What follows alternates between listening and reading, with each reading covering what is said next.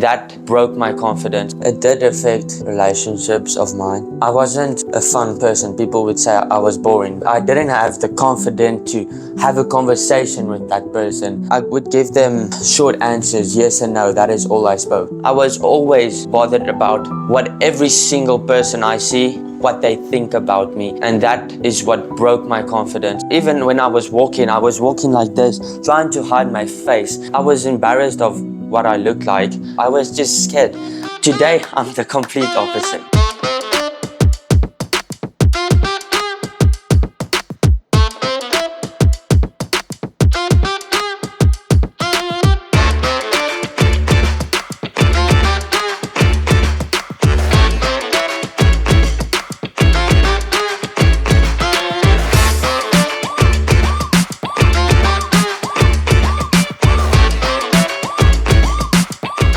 Hello guys, we're back in the studio and welcome back to another episode of Charge the Void. In today's episode, we're going to continue with our Benefits of Parkour series, and I decided it's a good idea to have a chat with the guys as students about how they've come or how far they've come, where they were, and what parkour has done for them over the years in terms of their sense of self and their own confidence. So Barna, could you describe for us, give us an idea of the guy, the boy that walked in through the gate. Looking back, what can you remember about how you felt about things, and then we'll grow into where you are today and what has changed. But give me let's get a picture of who was the boy that walked through the gate. I remember the first time I entered this place, I looked at everything, and everything I saw, it was strange to me. Even the people. It was actually just because I didn't know them yet. And I remember I was always bothered about what every single person I see would see me as, how they would see me, or what they think about me.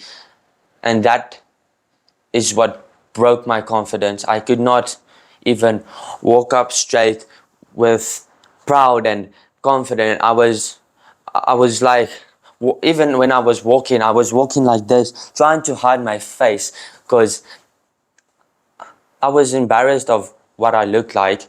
And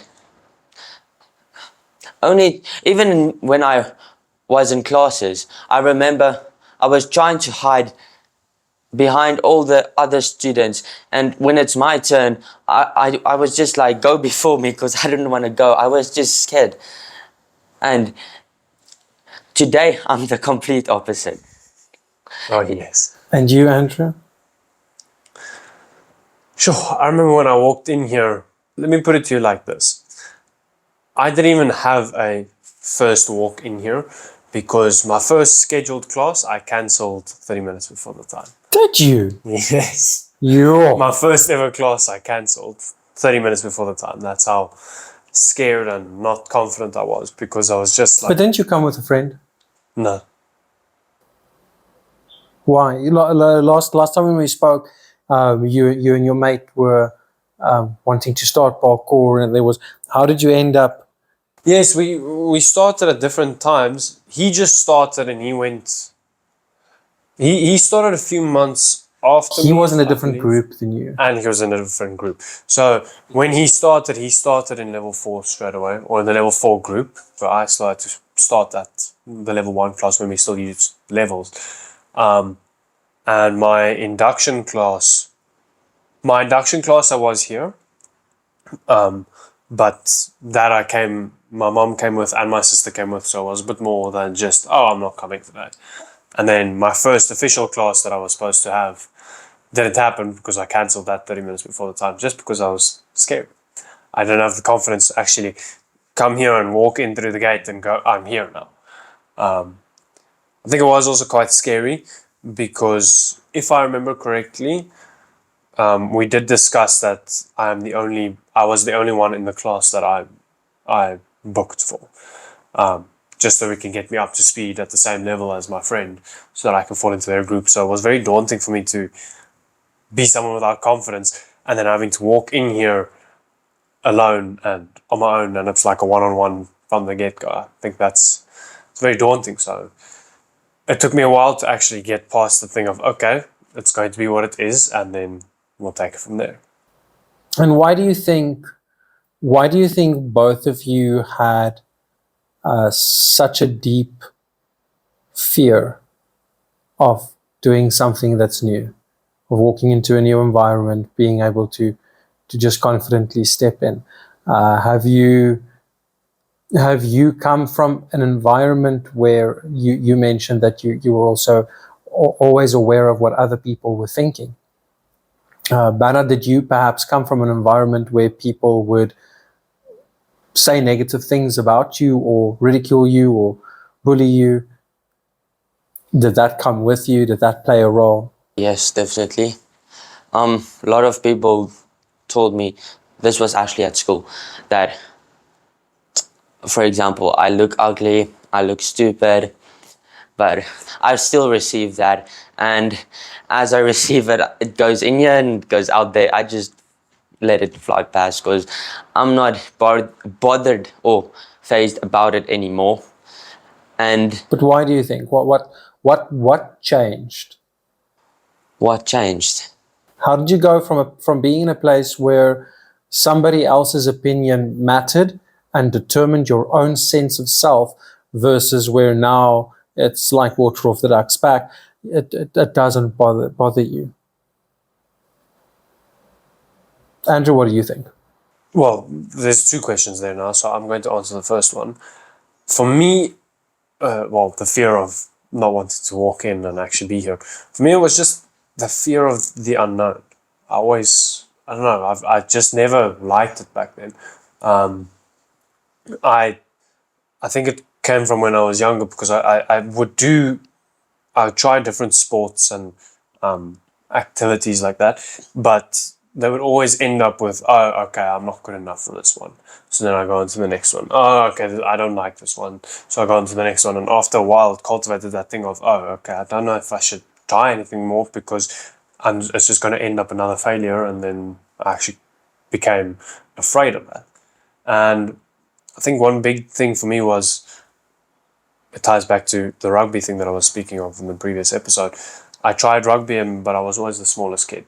So when I did rugby, I would never tackle anyone. But it's also because of the fear of the unknown, because you always hear the horror stories about how someone dislocated their shoulder or what it may be.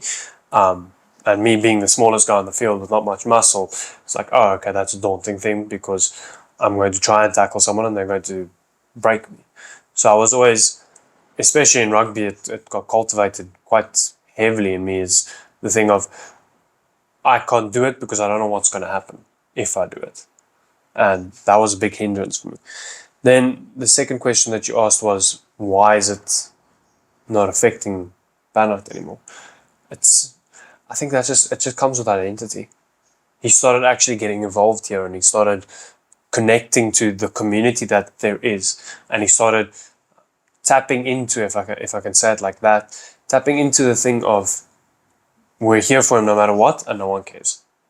It's not a thing of, oh, you did this thing and now my perception of you has changed. It's not that. So it's almost built in the secure identity of, oh, okay, even I can make mistakes here and I can learn from my mistakes and I won't be judged then. And from that, he could pick up his identity and actually walk with it and we'll go further with it. And now that he's stepping into being more involved with the academy, he's seeing it a lot more often as well as seeing how it's instilled into the students. So it's a lot easier for him to now as well go and say, this doesn't bother me anymore. Like, why should it? It's a lot easier for that to happen now for him. I think it just comes back to the thing of, he didn't have identity and he just needed a place where he could make a mistake and not be judged for it. I think it's very easy for young men, but children, young girls and boys who are in school environments. School is a very social orientated place. There's a very big social hierarchy that plays a role. And I think everything that we learn in school, when I was in school, is about how other people perceive you, whether you're cool or not, Yes. how you go about things. And then we take that because that's our norm. We spend a lot of time at school. We spend hours there, and because we have to dictate our life according to it, we take that and we bring it to the other spheres of our lives and think that it's working the same. And then you get to an environment here where it's not really a social hierarchy. Whether you are socially awkward or not awkward, the academy doesn't really care for your popularity. It cares for how you're moving and how you're committing to that move. So it's also not just about whether you're the best at something, it's whether you are willing to learn and grow, and within that environment, because it's not from the same construct, it's easier to let your guard down, because then you are allowed to make a mistake. Where at school, I think it's called social suicide. You do one silly thing or one embarrassing thing, and it carries with you. It's you're the guy that did that, or you're the guy, and it stays. It really stays. Where I can't remember specific ways in which either one of the two of you have fallen. Yeah. There are bad ones. I know when you nicked your knee, that left a gaping hole in your leg, which I had to look at.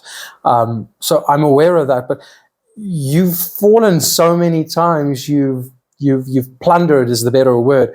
And I can't go and say no. Last year somewhere you're that guy. It doesn't form a part of what we do, and it's based on making mistakes. You're supposed to make mistakes. You're supposed to look silly. You're supposed to miss the thing completely, and grow from that. And that's really true. While you guys were speaking, I remembered when I started parkour. This is 12 years ago. I remember phoning up York. And I Googled it and phoned up this number of the website. So I had no idea who I was speaking to. I know it was York that I spoke with, but I didn't know him. And parkour being a strange thing, a new thing that I knew little about, even as an adult, I was hesitant in my terminology, in my language. When I was asking about classes, I didn't even know what to ask, what I should bring. It was this weird conversation. Yes. And York was just, yeah, sure, man, we see you at 7:00, please come. And he was just very laid back, and I didn't expect that. I didn't. Yes. And even me going for my first class, I had no idea what to expect. That's even and we didn't have inductions then. That's something you kind of just came and joined. So I had no idea what to expect. I wasn't even sure of what to wear. I remember I decided, no, what I'm wearing is wrong. I'm going to go buy something else. And then I didn't even take the tags off. So I pitched off my first class with the little tag still on my chest, and somebody had to point out that I'm still wearing it. So I had that moment. And even in that, it never came up again. It was never a thing. It's just life goes on. But parkour itself, because it's new, I think that plays a role in definitely your first session. But straight thereafter, you'll settle in and find it's not that bad. Yes, I'm picturing this story you just told me, and what it's telling me that you look like you were for sale or something, wearing the tags and the prices. Yeah, and to me it was new. I wasn't really into sport. I did horse riding when I was younger, but I wasn't a sports athletic guy, so I had no sense of how to go about this thing. So to me that was daunting. It was big stepping into this gymnastics orientated thing, and we were still at Tucks. And stepping into this gymnastics hall, and you all had all these people that we were training with the seniors, all these people really knowing their stuff and their gymnastics, and I can't even get a name tag right. Yeah, it's a different environment, parkour. I've seen it even if you're out jamming with other academies that you don't even know. If you fall, they're all like, "Yo, you're okay," and some of them even laugh it off with you. You don't become a laughing stock. Where I feel like I'm going to be slating rugby, but I'm going with it. I specifically remember every single time in a rugby game where I would have, if I was past the ball, because no one on the team, I want to say believed in me or had confidence in me or anything like that. They didn't trust me with the ball. So I never really got it. So I didn't really practice much. So the few times that would end up coming to me, I would knock it on, or I'd let it fall out of my hands, or I'd get tackled. And you would be reminded of that moment every single time. I remember there was one time where, I remember two distinct times where the ball got chipped over to the side and it was open, and it was just me. And I managed to pick up the ball, but because it was too far in front of me, I fell over, and I think it was like 10 meters in front of the try line. I didn't hear the end of that till I left rugby. It was every single time. Then the other distinct time that I remember was when I actually had one of the opportunities to tackle someone. And I decided to tackle him, and he shoved me over onto the cricket pitch. I went flying for a few meters in the air, and I shred all my clothes. I did share the story last time as well. But you also didn't hear the end of that. It's like, oh, okay, but you can't tackle, so we shouldn't really have you in this role. You just don't hear the end of it. So parkour for me is a very different environment. I think in defense of something like rugby, like you brought up, the main difference would be that there are technical things in terms of rugby, but it gets measured against goals. Yes. And you either score them or you don't. Yes. At the end of the day, no one really cares about how you scored them. It's that you scored them and you either won or you didn't. Yes. And when you have such high stakes, then missing a tackle or knocking on the ball, those things matter. Yeah, it makes a big difference then. Where when we move in parkour specifically, and free running is less of it, but when we're moving in parkour, it's mostly about how you are doing individual movements and growing into them. So it's not about the end result. You're not, whether you get your vault right or wrong, and you have to do it. It doesn't really affect the rest of the group. Yes. It doesn't affect. It does ultimately if it takes you 3 hours to learn the move and everybody else has moved on and you're still stuck there. But then you have to have a coach that can manage that. Yes. There shouldn't be that big a gap. The coach should have intervened and stepped in long before it's become a place where it's obvious that this child's not coming with these movements. And that's okay, because some movements we discussed how you would take longer and have to put in much more work than he would for the exact same thing. The coach has to manage that so that it doesn't become an awkward situation that discourages you and just annoys him, so that you both want to be in the same class. Yes. Where in the other sports, you can't really manage that necessarily. We've built our environment in such a way so that it can be managed. I remember when I did rugby, also did rugby. In primary school, I wasn't that good at rugby. It was here at high school I started getting a little better at rugby. But a lot of people would say I'm good at rugby, but I don't see why, because I only scored one try. I only scored one try in primary school. I was known to be good at rugby for tackling the biggest guy on the team. I rarely missed a tackle. It was because I would say I didn't have that fear or I did, but I just forgot about the fact that I have the fear to tackle the big guy. You said you have fear because you don't know what's going to happen next. Yeah. I just didn't have that mindset. I just did without thinking, and that is actually also something that I brought in by doing parkour. And like, I'm fearless. I would try the biggest jump without knowing the consequences, and it's just a matter of the fear factor you have. Like, I believe the higher fear you have, the higher risk it is to commit to the action you're going to take. Yeah, no, definitely, because I mean, I've seen it a lot. You've also seen it a lot when we go out for crew stuff. There's big things, and the more you fear them, the moment you actually try and commit, you're going to bail, which is worse than actually doing the motion. So it is a very big thing, or a fine line, I should say, between having the fear of, okay, but this can happen, can I risk that, versus the fear actually taking hold of you and causing a bail to happen, which could be just as bad. Yeah, exactly. Like I said, I have a saying, hide the fear, hide the risk.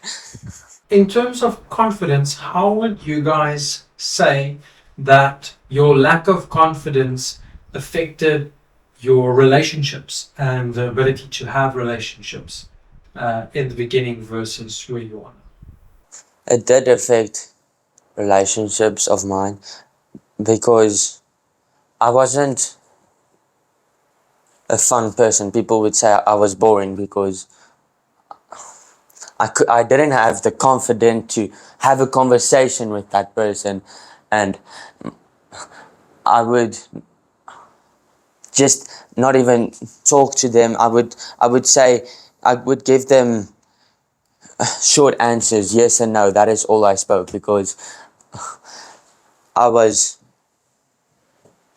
just like I said, I was bothered about what the person would think of me. What if I say that? How is he gonna receive that and take that? What if I say this? Is it gonna affect our relationship? I was just scared, and now I'm like, well, if you don't like what I say, I don't really care, because if you're not accepting me who I am, that's how it is. Then you're not a true person, and I won't be committing to you, because I'm loyal to the people who I know is always there for me, if you understand what I'm saying. And all of those are things that you first had to learn, because ultimately you didn't know that you were loyal to the bone. You didn't understand the values that you actually have to give to a relationship, which would be why you were always doubting yourself in it, that why your self-worth was low and why you wouldn't want to engage in it, is because you didn't have anything to offer. And as you grew and as those things came into place, you actually found value and worth in what you're offering and value in your offering, and then you could get to a place where what people are saying didn't matter, because you could measure it against your value and decide whether it's like, let's take the school environment. Somebody would say something to you and you could measure against your self-worth whether there is truth in what they're saying or whether there isn't truth. However, all of these relationships that you just spoke to are horizontal relationships. They're relationships to people on the same, I would say, level as you, peers.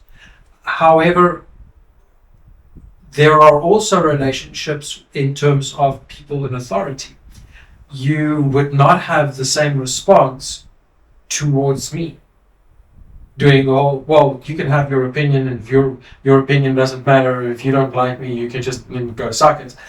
You won't have that towards me. And I've noticed many students would come in. I saw the boy that training this morning. I remember it was just a few months back. He refused to greet me. When I walked in, he would just rather pretend that I didn't exist. Then just be willing to greet me. And in my heart of hearts, I know it's not necessarily that he's a bad-mannered boy, or that it's not a manner issue. It's a identity issue. It's a confidence issue. I mean, you walk into a situation where somebody of a much higher authority, so it's not just necessarily in his case, I'm not his coach. I'm the owner. I'm the senior coach. I'm the something else, because I'm not coaching him. And there would be this gap between where he is, and all of a sudden I come in and I greet him, and it's like stumbling, and fight or flight kicks in, and some people just walk past and ignore. Yes. Fly away. I think that plays a major role. And I think likewise in my life, it was just on Thursday.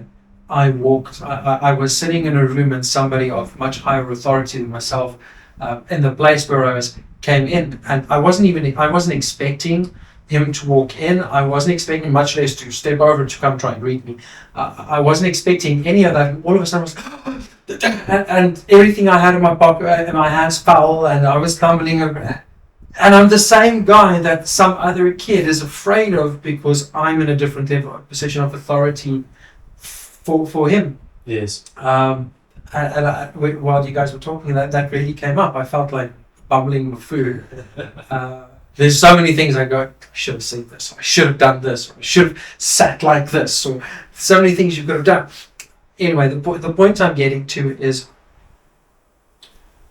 how did you learn in the academy how to understand authority and how to deal with authority? You were fortunate. You were never really I was always your coach. You didn't have another coach like the kid we just spoke about that was in between first. You were automatically in a class where I was coaching you, but I was still always your coach, and a sense of a voice in your head as a coach. That is technically what I am. I become a voice and an opinion. How would you say that would be different? How have you had to grow in terms of my opinion, and not necessarily some girl at school or some random stranger calling you a name or judging you on a face value, but how that played out here in a coach's and a class setting?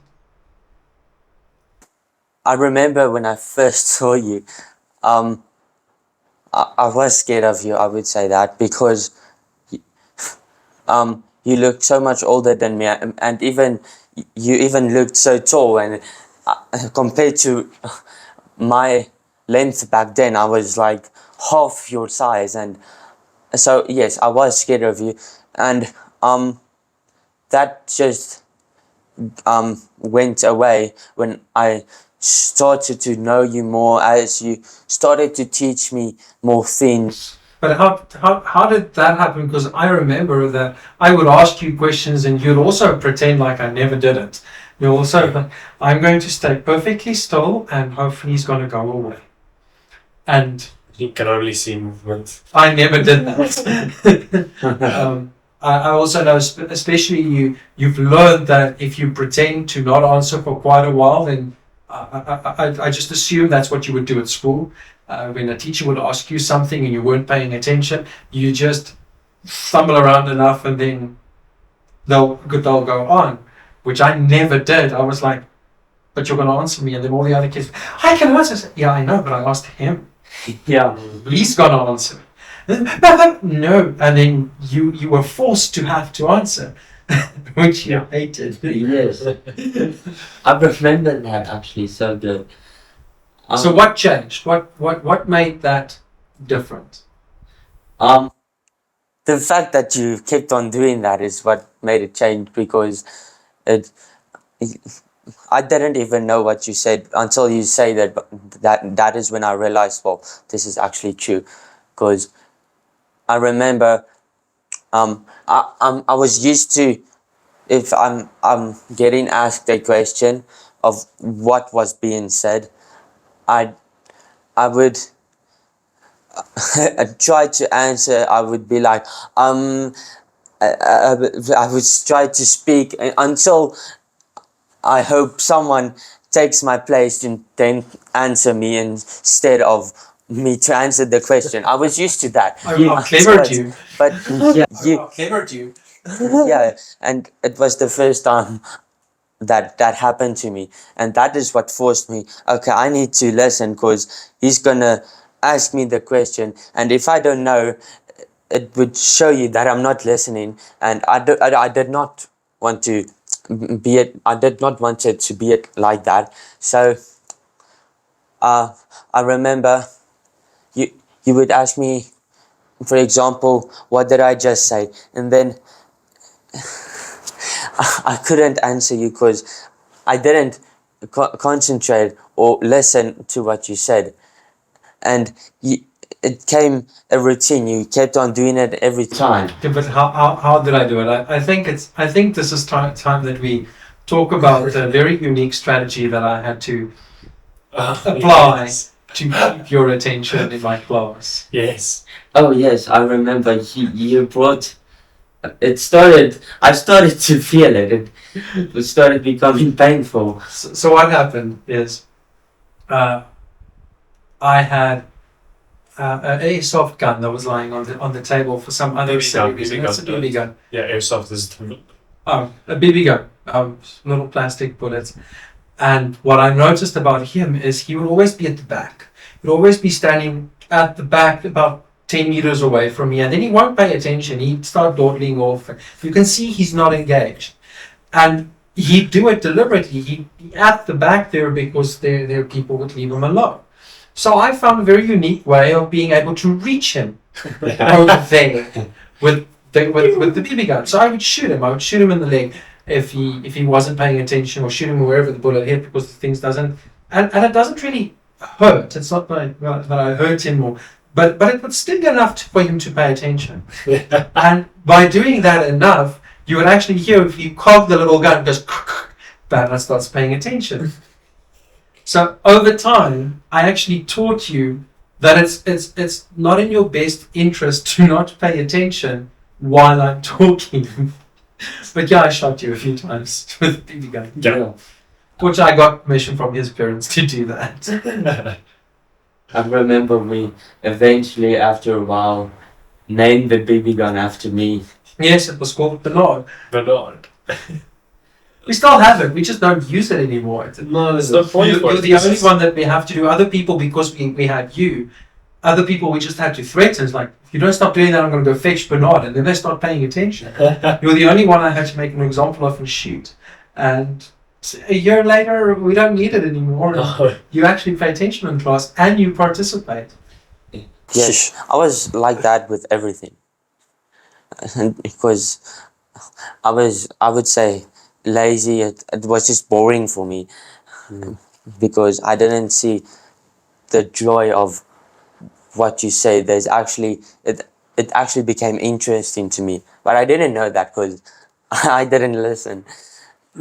I think that's a general thing. We don't like theory. Yeah. So we're in a sport where there's practical and theory, and the value of the theory only starts making sense when the technique levels go up. When you were in it, when you started, I know that you were just in it to parkour, and you didn't really care what you were doing. It was just about stumbling through from point A to point B, and then you'd be very, very glad and impressed. And I'm not that kind of coach. I'm the coach where if you're saying you're going to do movement A, B, and C, I kind of expect A, B, and C, not three other movements half-assed, stumbled through with no control, and then we're proud of that. That's not where we're growing. Yes. It's about being in control of your movements, thinking it through, planning what you want to do, because that's how we can't just stumble through life. And I think that would have played a very big role in why, when you started, you didn't care for technique. You didn't care for how you did it. It's just that you did it. Same with your flips. You were just happy that you were flipping. I'm like, please don't tell people that you're doing that here because it's horrible. And now, as you've grown, those techniques mattered, because those techniques, those theory points are the reason why you are actually able to go outside. Because the boy that just fumbled through everything, I can't let you go and No. you'd hurt yourself. You hurt yourself here. And this is a controlled environment. Imagine what that would have looked like in the outside world. And because we could bring you to a place of applying the techniques, applying them properly, working on those flips, not over rotating and not under rotating, but landing precisely where you're playing to land. Now we're starting to eliminate the risks and the possibility of you injuring yourself, which is what overall ultimately is about, is eliminating those risks. But yeah, that was definitely funny. Yeah. For you? I just wanted to say, I remember I always wanted to do it, and I didn't want the lesson. I just wanted the reward without going through the process of what is needed to receive the reward. Yeah, I just wanted to move. That is where I enjoyed parkour. I think that's general to life. I've many times had parents, my mom would phone me, and then I'd have a deep discussion with her, and I'd say to her, okay, right, well, Johnny wants to learn flips. It's in his heart. He really badly wants to learn flips. Awesome. Yeah, that's so great. But Johnny doesn't like the fitness. Can we perhaps not do the fitness with Johnny, but Johnny wants to do the flips? Yeah, no, he has to do the flips, but he can't do the fitness. But he has to do the fitness to build the strength so that he could do the flips. And there's this expectation throughout, I think, parents and students often, where we want to be able to do the movements, but we're not willing to do the exercise, the training, the work that goes into doing them. What it takes. People love watching gymnasts move because they really have beautiful movement. But they train 4 hours a day, 3 days a week, 4 days a week. That's what they do, that they put in the work to be able to be so seamless and strong in what they do. I'm not saying it's impossible for you to be able to train once every 3 weeks and do what they do, but for the majority of people that doesn't work that way. Yes. And it works like that with everything in life. You have to put in the work to be able to get the fruit. What you put in, you'll get out. What you sow, you will get out. And you didn't have that mindset. You had I'm going to just cut in there and fall through it. But in your heart, you had expectations in your mind, and that was what I saw with you. You get students that imagine and envision themselves doing doubles and corks and all these things, but they're basically just walking on lawn, and that's creativity, and there's nothing really wrong with it. But then you have kids who, and you were one of them, where I could see that you have the potential to do the things where your heart's at, but you're gonna have to put in the work to do them. And that's why we moved you to a class where that is the focus. There are other classes where that's not the focus. Yes. But the classes I coach are the close classes where we focus on those things. So where we take your heart's desire and we do everything in our ability to meet you up so that you are capable of doing those things. And I suppose let's talk about your flips. You've been flipping for almost a year before the words came once out of my mouth where I said that was a good flip. And you've been trying and working at it. And that was so great. Because you're just happy about your feet going over your head, and I'm like, no, you're not tucking. It's one leg's there. You're not engaging. It's sloppy. It's slow. It's not measuring up to the capabilities that you have. And if I did not push you, you'd still be having sloppy flips, but you'd be falling out of all of them as well, which made them dangerous. And now you're comfortable in certain of your flips. There are the ones that you're still working on, but there are certain flips that you're really comfortable with. You're owning them. You can do them anywhere. You can do them over things. You could do them at your birthday party. You can do them in a pool. You can move. And that change came from having a different relationship with technique than what you initially did. And that has to come from the outside. Somebody on the outside has to see that and look past where you go. I had an interesting, I saw something interesting the other day, is I actually heard somebody say something interesting, it was last week. If the child, if the person coming for training should have a say in absolutely everything he does. Let's relate that to children. If a child should have a say in absolutely everything that she does, whether or he or she does, whether they do this or whether they do, then they should also have a say in whether they go to school or not. Yeah. But they don't. It's something that if any, there are a few, but most children, if you ask them to go to school, they'll say no. They're much more comfortable playing at home, playing games, being outside. school is a burden. It's not a nice thing. You get people who like it. That's the academics that are alive. But I think there are a minority. And Yes. for the, if I had to ask either of the two of you, would you had the option to go to school, would you be going to school? And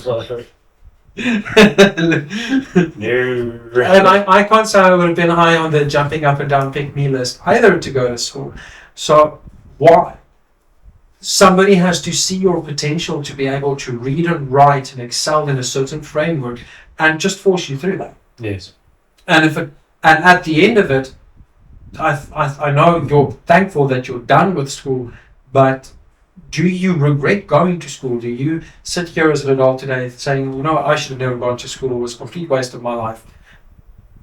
No school. My children won't be going to school. No, it's not. It's not something you do. So you're going to force the little buggers through it too. Yes. And coaching is very, very similar. I have to fine, it's not a basic right, so I can't force everybody to do it.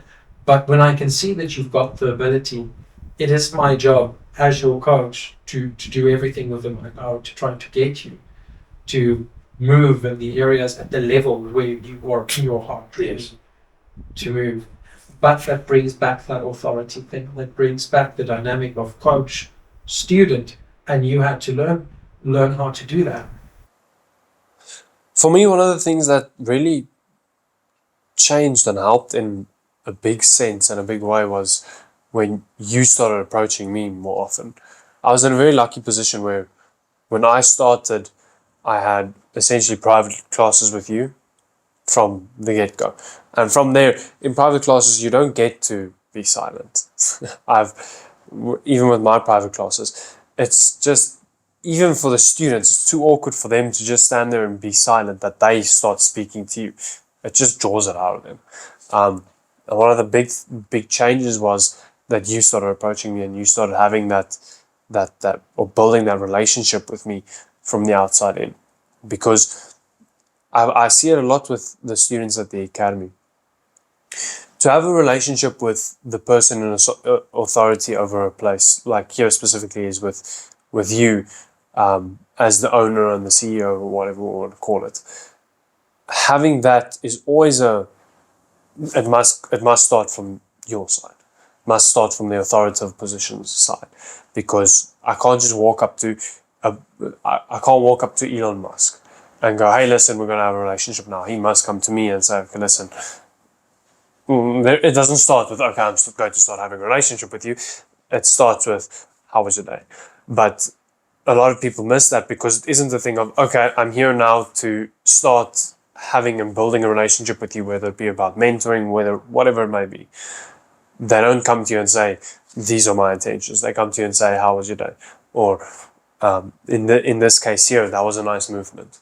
What are you doing wrong in this movement? How can you fix it? And a lot of students tend to miss that because it's just not something that registers for them. They don't understand that most of what happens and what changed here is because, for us specifically as well now, it's because you drew us. You came to us and started building our relationship and drew us into more in parkour. Because parkour by itself will do all of this for you, but it's going to take longer.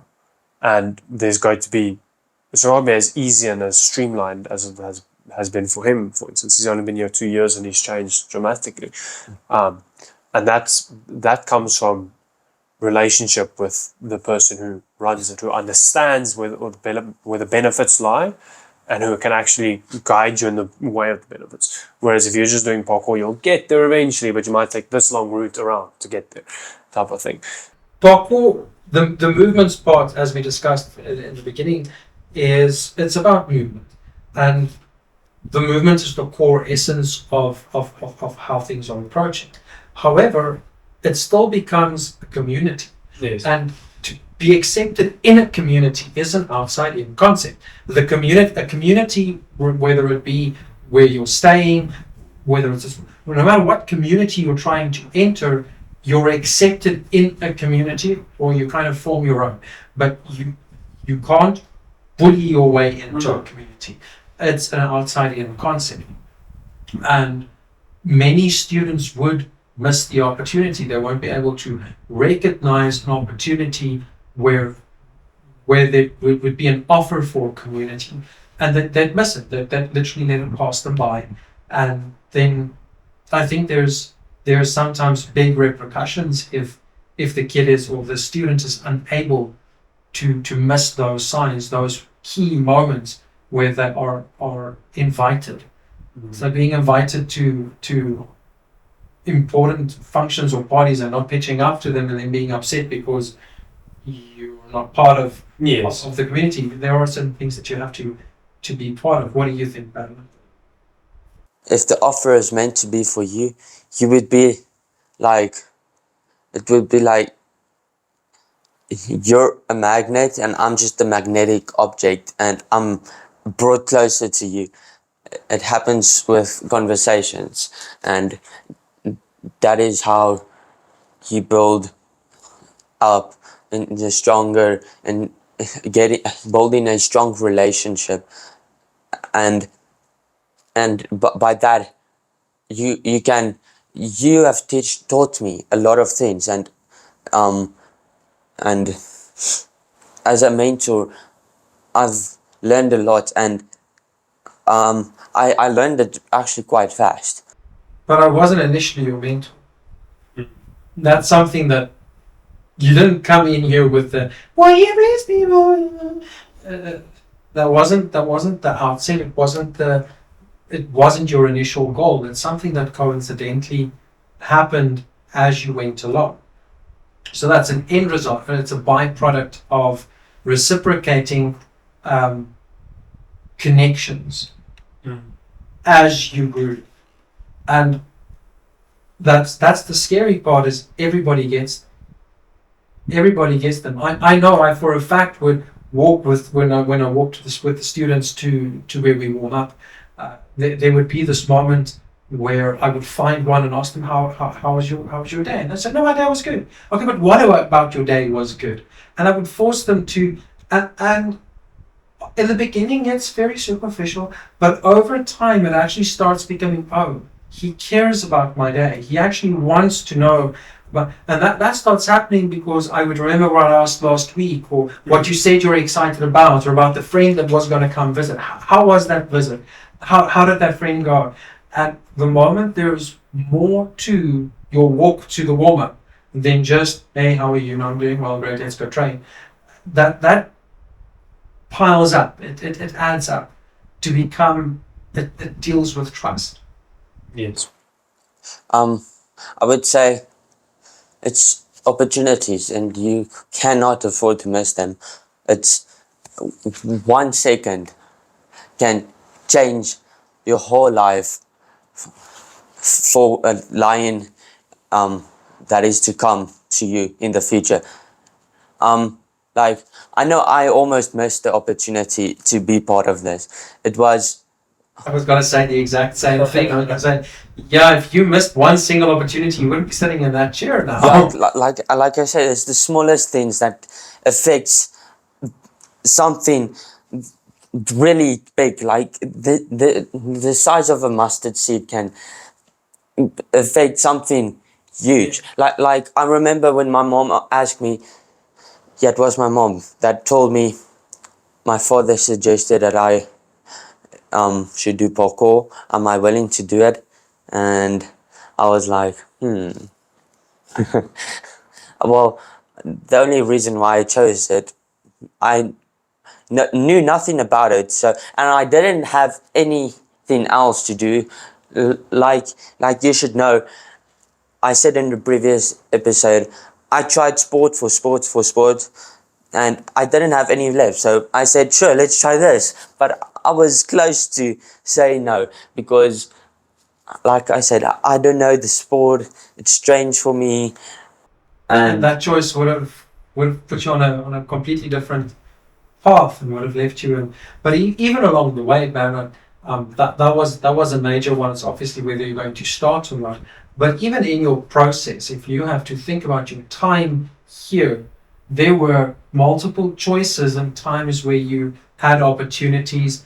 You could have even been in the academy, chosen to come to parkour, and you still wouldn't have ended up sitting in that chair, because you could have had an opportunity to be invited or to be asked something, and you could have missed it, or on a crew thing and you could have been too busy, or rather be at grandpa's birthday bride. I don't think we did that, but it's so easy to rather be doing something else and miss an opportunity, and then you wouldn't have been in the crew, which would have exempted you from a whole lot of things that followed. And there are multiple students in the academy, but they don't all have the same status.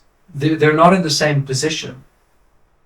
And that's either because they weren't given the opportunity, or it's because they were given the opportunity, but they either didn't recognize the opportunity, or they didn't think they needed it. They were willing to pass it up. Many students who have left have done the same. They would look at it and feel, the value here is not what I need, and they would have left. They're not here. You are, because you've made that. So what advice, Andrew, would you give other Chris in terms of this, in terms of identifying an opportunity and making sure you don't miss it? Because yes, it's just your coach, but that just your coach is good at what he does. A coach is more than just, oh, he's been good at parkour. A coach is the person that, like we said earlier, spends so much time with you, they become the voice in your head. Yes. One way or the other, the coach becomes a voice of reason and a voice of measuring yourself against. That's been proven throughout. We have so many testimonies of kids, even in playing other sports, that go and say, no, but we could hear the coach, this is not a pull-up. A pull-up looks this way. This is the technique that should be going. And I watched some other kids do push-ups, and it's just half push-ups. It's not as in depth as what we've been taught. Or we did this at school. We did fitness at school, and ours were just more because we've been training them properly, and we have a deeper understanding of the motion. The coach becomes an integral part of your life throughout. So whether it's this academy or even another academy, a coach is not just simply a coach. It becomes a person that you could possibly allow to speak into your life in many ways. What advice would you give students in terms of that, so that they could not miss opportunities? Yeah, it's not just a thing of I think if we label it as coach, it could be very limiting, because other places might not call it a coach or something like that.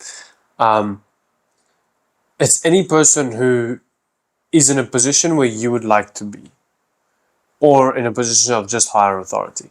Because I know saying in a position where you would like to be is, for some people, they're like, but I don't want to be a coach.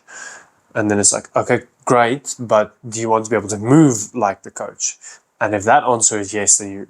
So if there's anything in someone's life that you aspire to, or you would like in your life, if that's an opportunity, so then you must see, I almost want to say, you must see them as an opportunity walking around, which means the moment, anytime you get to grab onto that opportunity or engage with the opportunity, you must take it. You've now spoken specifically about movement. Where would you classify wisdom? Because you could have a coach that's not even doing parkour anymore, or haven't done it at all. That doesn't mean that they can't coach. It doesn't mean that they don't understand movement. So it's not about whether they should be a coach or not be a coach. Sometimes people will just have pure wisdom because they've walked through life and situations that you haven't yet. How do you think that plays a role? Well, generally, anybody who's older than you is technically in a position of authority over you, because they've got more experience than you, and with experience comes wisdom. But the thing of where you said, if they haven't been a coach or if they haven't been through this, then I would look at their fruit, at what they have produced. So if there's someone who's been doing or coaching parkour for 10 years, but no one really wow has come from it, it's like, what's the point? But if you can see oh, this person has come from them, they've got a reputable name. Oh, this person, and reputable name doesn't have to be a social media influencer. I remember specifically when I joined the academy, we had one guy here, his name was Armand, and he was the guy who, if you're in any group, you'd always hear, okay, this is how Armand would do it. And it's always like, oh, okay, there's this guy he's got this. He knows what he's doing, and then if you track back, in that case, if you take it back to who, if I can say, created him or helped him become who he is, then that is a person you would want to aspire towards. And that is where picking or seeing an opportunity isn't just as simple as, oh, there's an opportunity. It's a lot wider than that. You'll typically, like he said with the magnet example, there'll be someone who you're like, oh, I don't know why, but I'm noticing above the rest of the crowd. I'm noticing and I'm feeling like I want to go speak to him. I don't know why, but I just want to go speak to him. So it's a lot more than just, oh, there's an opportunity walking around. It's fruits, it's wisdom, it's experience, it's age, there's so many things. Are you willing to hover? As a question I ask you, you sometimes, the typical Armand, I remember he would do that. There would be nights where he would just be here. And everybody would be going home, and he's fiddling with this, and then there's just this dragging his feet to get up the gate kind of thing. That's a hover. Yes. And many students would do that. And that actually creates an opportunity. It creates I'm willing, and then you're basically hoping that the person of authority would pick up on that and find you and seek you out, which I do believe we are sensitive to as coaches here. I definitely train the coaches to be sensitive to those moments, to just check in with the student where they are. Is it a problem? Is it not a problem? And often it would just go a little bit further. So I think there is a way, even though it is something that you can't do, you can put yourself out there. Mm-hmm. You are capable of putting yourself in a position so you can say, I'm here, would you like to? And then still it's an outside in thing. The other person has to reciprocate or come meet you or come find you. So yes, what advice would you give the students? Hover. It's hovering is I don't even know how to describe it. I remember when I was here, it was also a thing because I stayed around the corner. I always walked home, and for some reason it was just always, or not always, but there were occasions where it's just this thing of I don't feel like going home just yet. And then I stayed around for a bit. And Mom often had to go, when are you coming home? Yeah, but that was after I was committed and connected really. Yes, that was, my class would end at 6:30 and I only end up home at 9:00. Different story. But when you started, you just had this thing of, I don't want to go home. And it draws you. Like the magnet, it draws you, and it's just this thing of I want to stay. And from that, let me phrase it like this: if you have that, I don't want to go home, it means there is an opportunity waiting for you. But let's talk about that. So you usually spend an hour and a half, 2 hours here after your class, and it's not like you were lured in with food or sweets. What did we do? We sat outside and we just talked. It was just conversation. It was conversations about this, conversations about that. And it was usually about you. Yes. It was usually about you, where you are, what your things are. Was it not? Yes, it was. We were always discussing something or other. Back then I was still in school, so it would have been this happened at school, or this is currently happening or this one friend is doing this. And it's just you're discussing, and in that things will come up that you might not know or whatever, but you were in a position to help me with a lot of that stuff. I would say, no, this teacher is annoying me at school, And it would just be something that comes up, and then you'd be able to say, okay, but this, or but that, or she's doing this for this reason. And I would be, oh, okay, that makes more sense. And then that would build something in me again. And then the next time I see them, I'm like, I can see why they're doing that. Okay, that makes sense. So it was just always talking. Talking is one of the biggest opportunities there is. The more you can talk, the better it is. The longer you can sit and talk, the better it is, especially with someone who's older, more experienced, wiser than you, position of authority over you. Because typically if there's a position of authority over you, they're expecting something from you. And the more you sit with that authoritative figure, the more they'll be able to share what they're expecting from you. The more they'll say, I don't know, if you're filming something, I don't want this angle, try this one.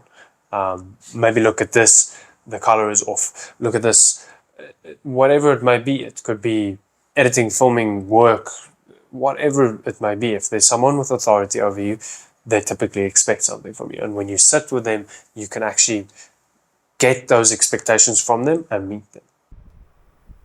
And that's, I think, a good example on how their wisdom would help you navigate your relationships, which was the opening thing that we were talking about how parkour and the parkour community affects your relationships.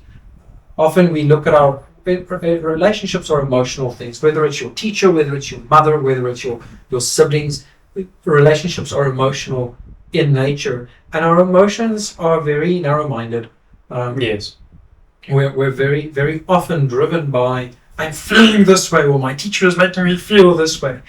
And having a discussion with somebody with a different perspective, and just giving, like you said, just a different perspective of what the teacher is actually trying to achieve, what the heart is, what the plan is, and just the possibility. It's not about being right or wrong. It's just stepping into that situation going, oh, she doesn't necessarily hate me. She's trying to get something from me. She's trying to unlock something that's within me. It's a completely different perspective, and it helps you navigate, but it gives you a clearer emotion. Yes. With not being so emotional, but closed off because it's an emotional matter to situations. Yes. And I think that was purely that thing with you as well. I remember when you got here, you've had so many people that spoke into your life from the outside, and unfortunately it was destructive. It wasn't healthy, whether it was their intent or not their intent. How you ended up receiving it affected your sense of self. It affected how you saw yourself responding, the value you could add to things, and also the amount that you could invest in something. All those things plays a role as to why you wouldn't be paying attention when the coach is teaching. Because if this isn't going to be here for a very long time, why should I get involved?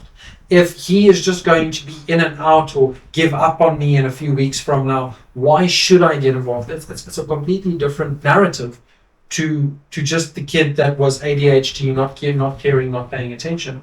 My perspective could be that, but for you, it's a matter of being hurt so many times in the past by people around you, not being able to trust, not wanting to trust the coach, even with your simplistic, oh, that's a lazy bolt answer, because the trust or the distrust runs so deep that it actually keeps you from speaking. And what I've seen specifically with you is the more you've learned to trust, and that it could be healthy to live in healthy relationships, which you didn't necessarily always have. And I'm not talking about family relationships, because you have healthy relationships with your family. You had unhealthy relationships with people external from that, because they wouldn't spend the time. And here comes the coach, and what started off as the exact same thing, the coach now started to pay attention. The coach now started caring. And the more you got involved, the more you started feeling value, the more you came back, it wasn't always sunshine and roses. And some days I did want to drive over you with my car, twice. But why didn't those things affect? Because the relationship went stronger. Oh, he frustrated me, but I really miss him. I miss him. And then the moment he's here, oh dear Lord, he's going to frustrate me again. And there's another young guy now as well that's starting the same process who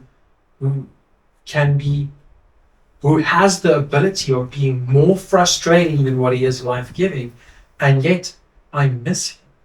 I can't wait for him to be at class, to be in things, but that's also a process that we've been busy with for more than a year now, in building to get to that place. But I believe it's really healthy.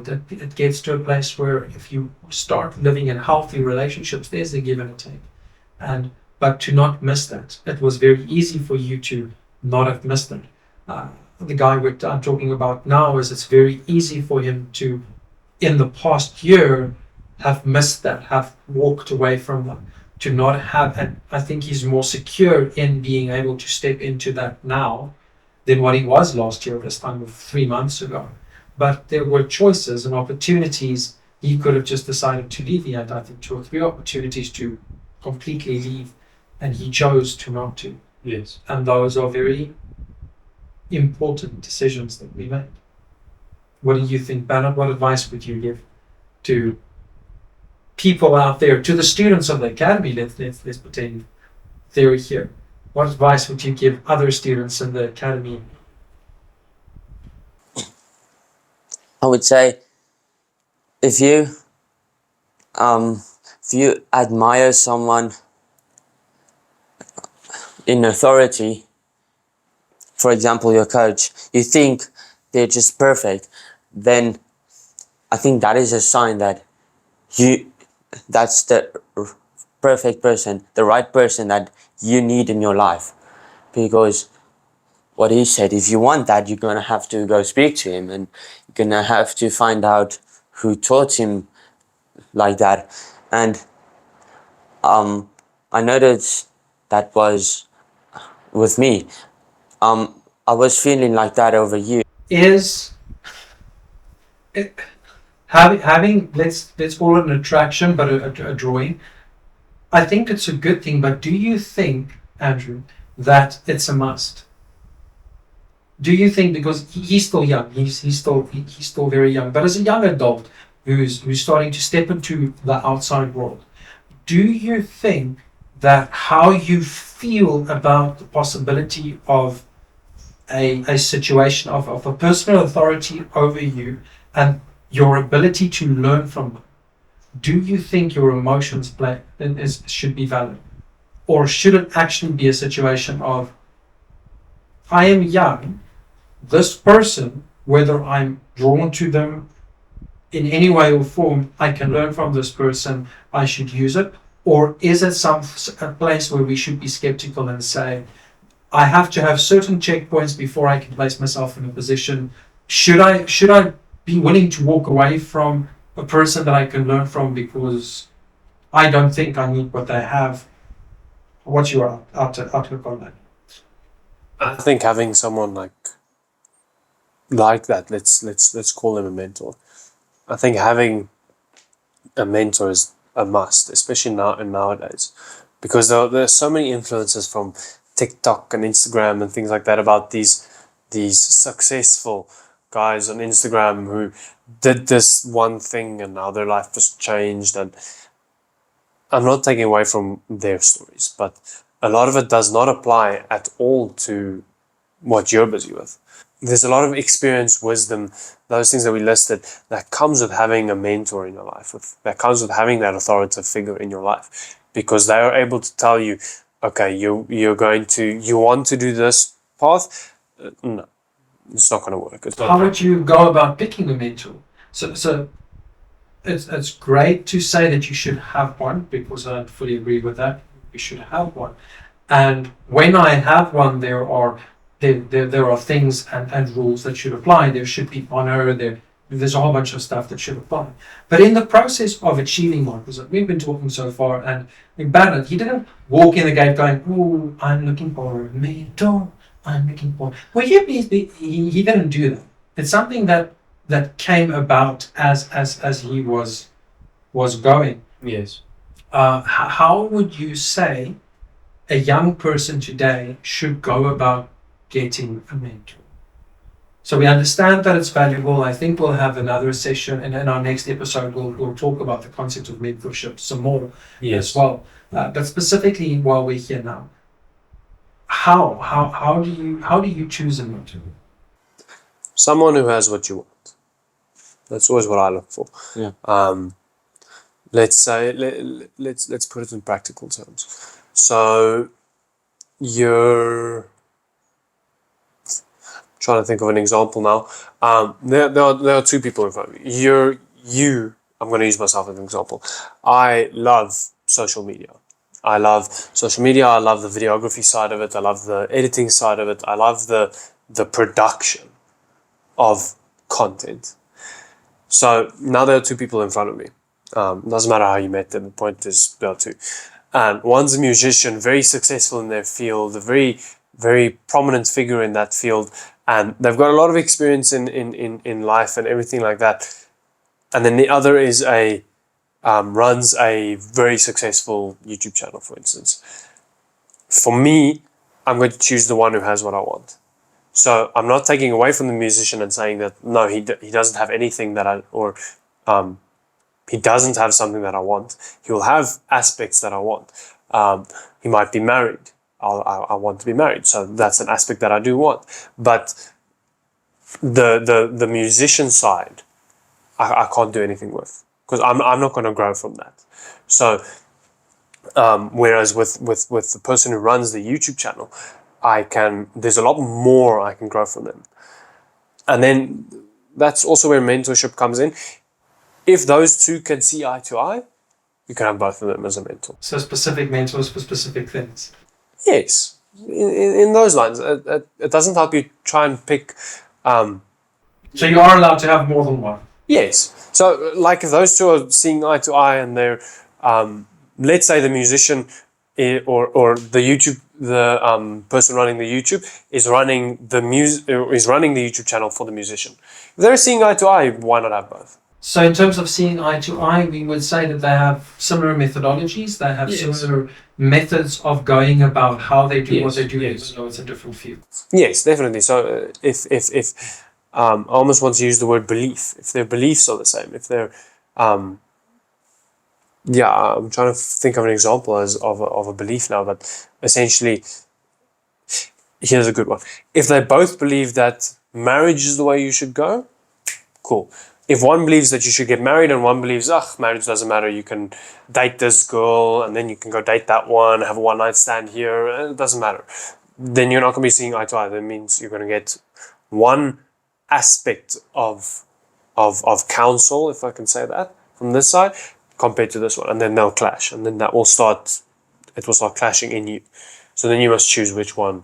So it gets more technical than that, but if they do see eye to eye, if they see if they're working towards the same thing, if they've got the same methodologies, then you can have both. So you're not limited to one mentor. So how do you go about knowing that? Because we don't.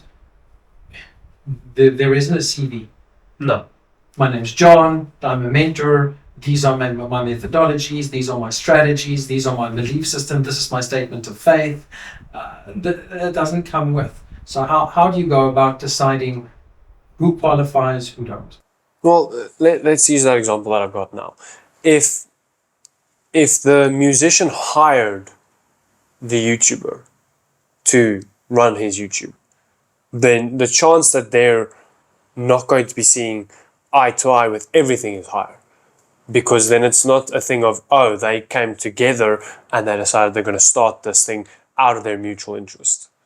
So, whereas if they did come together, if they were friends for a while and they came together and they decided, let's build this thing together and have our mutual goal of what we want to achieve, then you'll see that it'll be way easier for them to have the same opinions on things. So the difference between being hired by somebody and having the vision and building the vision. Yes, exactly. So if you're just hiring, the chance that you're going to, let's take a waitering job. If you've been hired to be a waiter, I can almost guarantee you that you're not going to see eye to eye to what the manager thinks or does or says.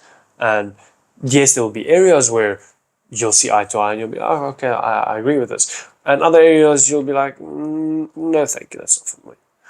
And that's where it comes in. So it's more a thing of, if you're working towards the same goal, Yes.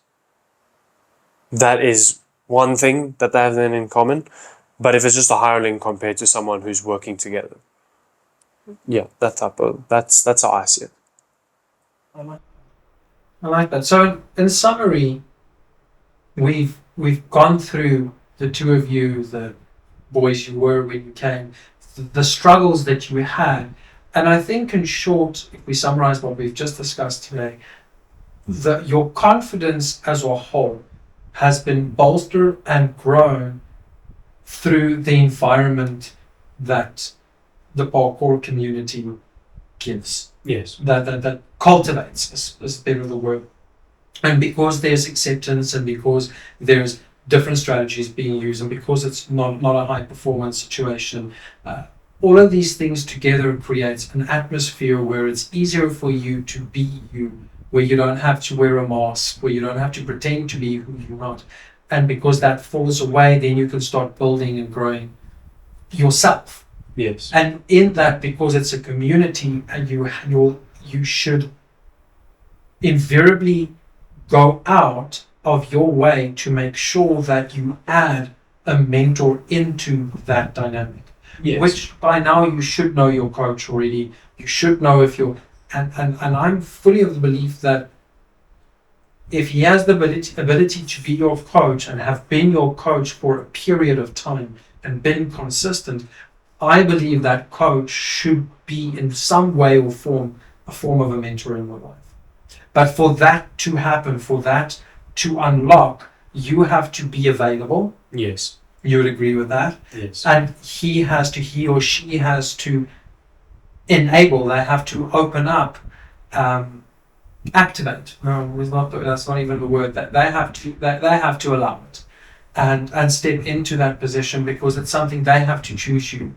Ultimately, acceptance comes from the outside. They have to choose you, and you have to make sure that you continue to make that choice, to not miss it, so that that environment can build. So there's a deeper connection inside the community of parkour with your coach dynamic that you should definitely invest in and keep an eye open for, so that you can invest in it, so that you guys can grow.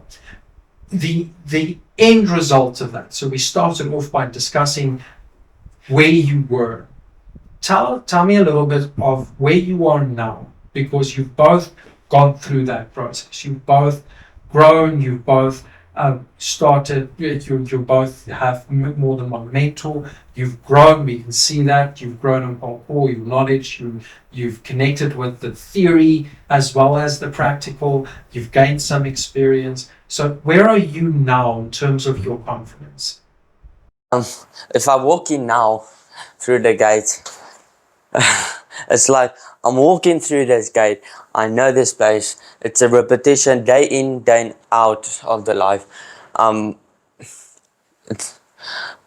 It's like I'm a little bit more mature than I was back then.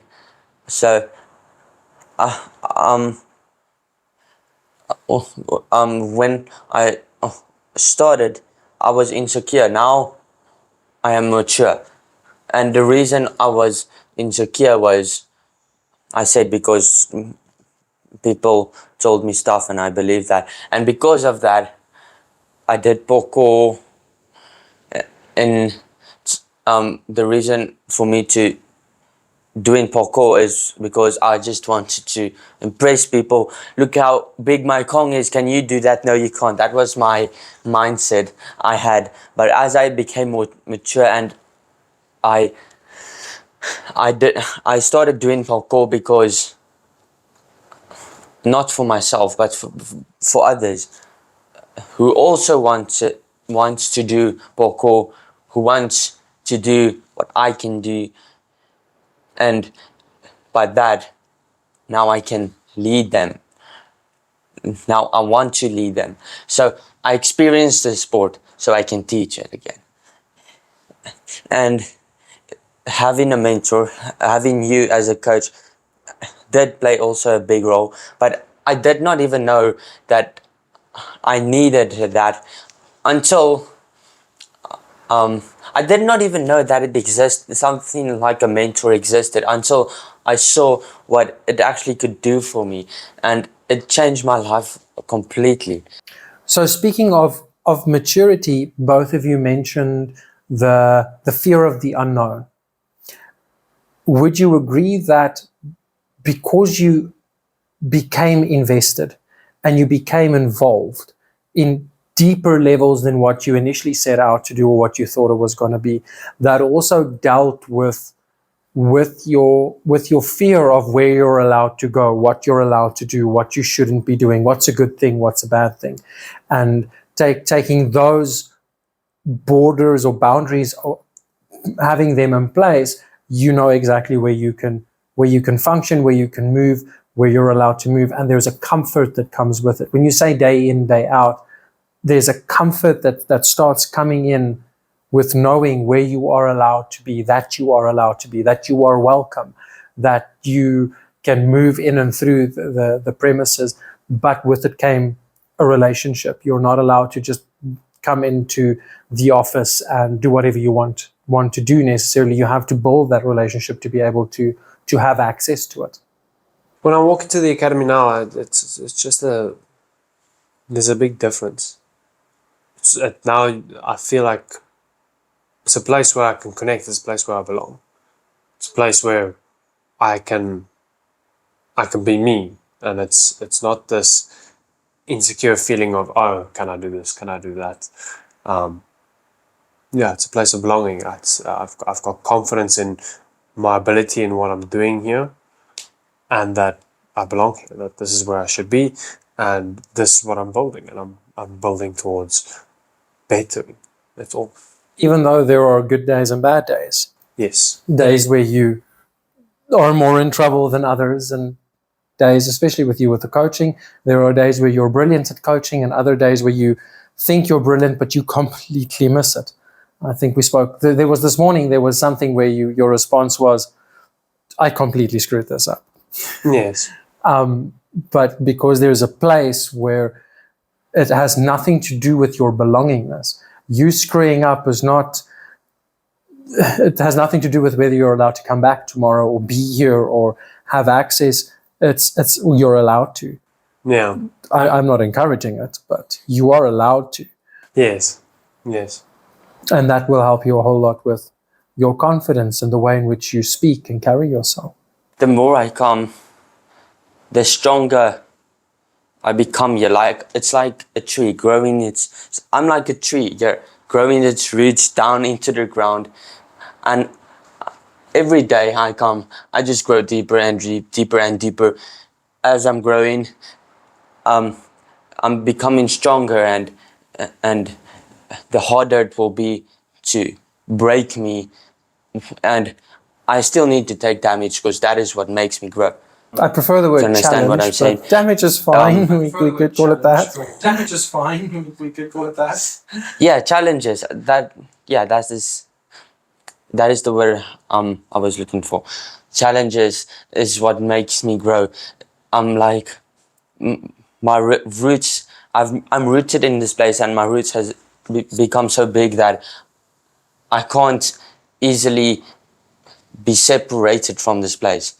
I think that plays a role because the deeper the roots go, if we go with the analogy, the deeper the roots, the stronger the tree, the better the fruits, the more things you are capable of being involved in.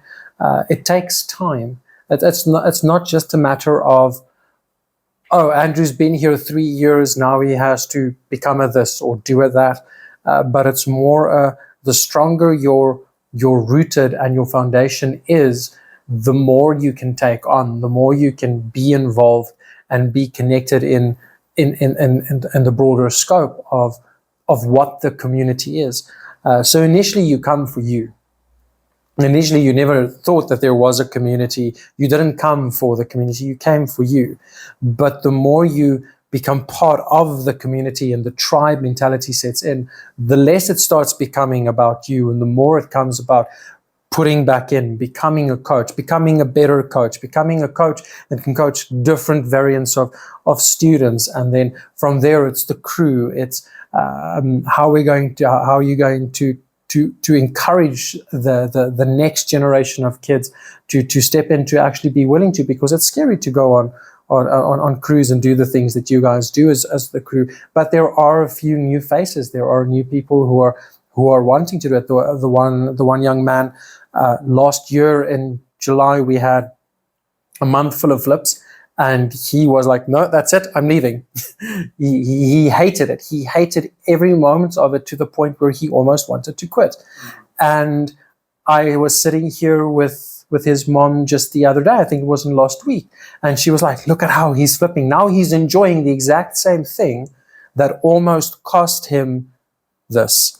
If he made the wrong choice, it would have cost him this. He would not have had the ability, but he stuck through it. He made that choice, and he's now enjoying it. But he had to go through some hardships. He had to go through a few tests to stretch those roots, to stretch the need for belonging, because that enables us to endure past the bad days, the downtime, the seasons in our life that we're not all sunny and sunshine.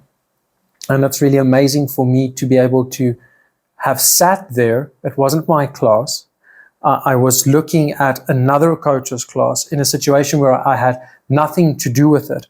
So you mentioned about, you look at people's fruits and the ones that they've brought up. So that was nice for me as a senior coach in my academy, to sit with a parent watching another coach, and how she is bragging's not the word, but she is happy and testifying about where her child was 6 months ago versus where he is now, and how his movement has changed, his approach has changed, his mentality towards what it is that he does, but what it is that we do has changed. And that's really stunning, and that was rewarding for me personally to be able to see that, because I didn't do that. With specifically that, I had nothing to do. I'm not his coach. I think I'm his coach now. That came in recently, but I'm not the reason for that breakthrough. One of my coaches that I brought up, that I had to train, they're the ones that moved that young man from his position where he was to where he is today, and he's still growing, he's still overcoming, and it's valuable. I think it really means a lot, which is why we are here. Guys, I think I'm going to call it a day. It was really fun to talk to you. We'll be back in 2 weeks with our next installment of the benefits of parkour, but not just listing them, but actually drilling down into them, how those benefits played a role in young men's lives, and how what it actually meant, and how it happened. It's easy to say that we have a list of benefits and these things will just play, but there is an active role on the coach's side as well as on the student side. And so yeah, definitely tune in next week, not next week, in 2 weeks for our next installment of how the benefits come together, and how you can use these benefits, how you can learn from these two young men and the example and the testimonies of how they went through it, so that you could grow, and ultimately that you could be equally in positions where they are, whether it's at this academy or elsewhere in life, where you can learn from them, where you can be inspired by them and their journeys of being who they are today. So we're definitely looking forward to having the two of you back soon.